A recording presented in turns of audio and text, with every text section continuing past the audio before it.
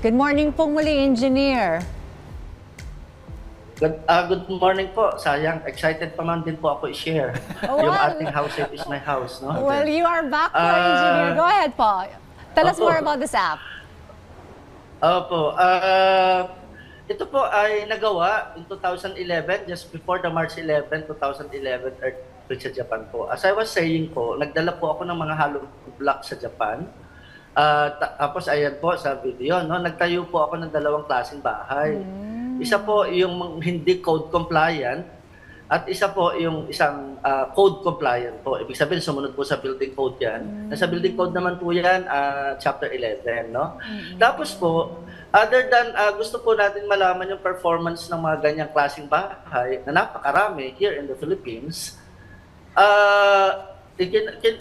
nagawa po tayo ng 12 questionnaire, 12-point questionnaire po, para po magamit po ng mga house owners. Kumbaga po, ang objective po natin nito, kung bakit ginawa natin sa questionnaire, para po may gagamitin yung mga house owners to check on their houses. Para po ba yung sa ating kalusugan, ano, nararapat lamang na may-ari ng bahay po, ay siya po ang nakakaalam ng kondisyon ng kanyang bahay. Siya po ang from time to time po, siya dapat ang nagmo-monitor po ng kanyang bahay. Ano? So, Okay, ano yan kaya po. itong So, 12 tanong na ito, Engineer? So parang checklist siya dun sa bahay natin. Ano-ano po yung mga tina-target ng mga tanong na ito? Give us some samples of these questions. okay po. Number one po,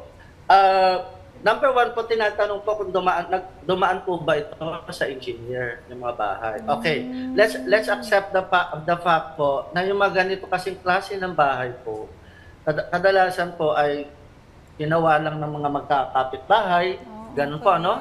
So, hindi po dumaan sa engineer. Basically, yun po yung tanong. Other building po kasi, we are considering these are engineered and most likely, nag-follow po ito sa building code po.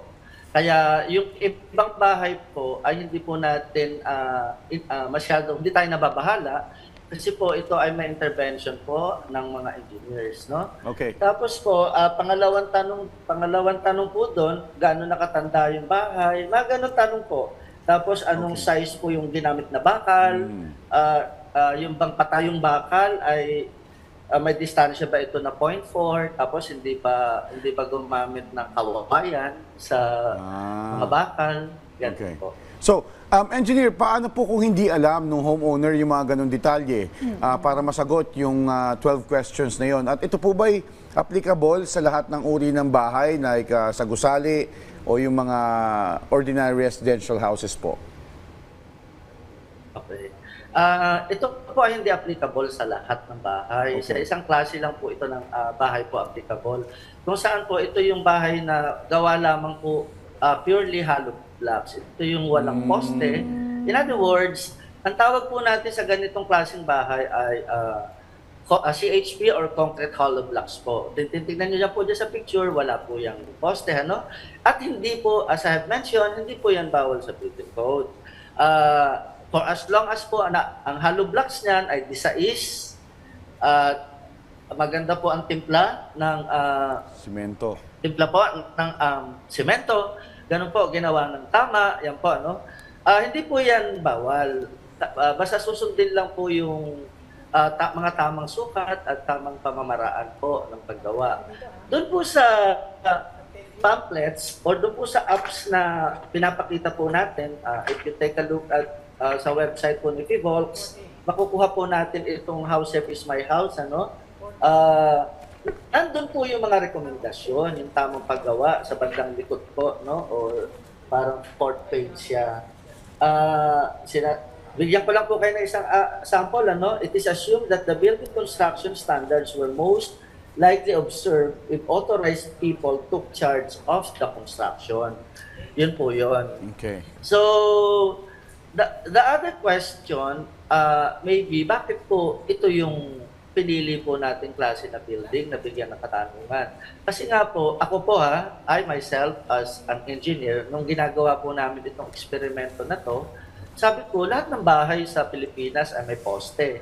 Pero yun po, when we went around the Philippines, ito po pala yung pinakamaraming numero ng bahay. And sad to note po, that ito pa po yung mga tinipid kasi ginawa lang po ng mga magkakapit-bahay. Ano po, as I mentioned, dapat po this is yung hollow blocks, pero yung binisita po natin sa karamihang lugar sa Pilipinas po, lahat po ay D4 lamang. Ano po? So, yun po yung nakakasakit na loob doon kasi nakakabahala kasi hindi po nag-comply sa building code po ang karamihan sa bahay na ito.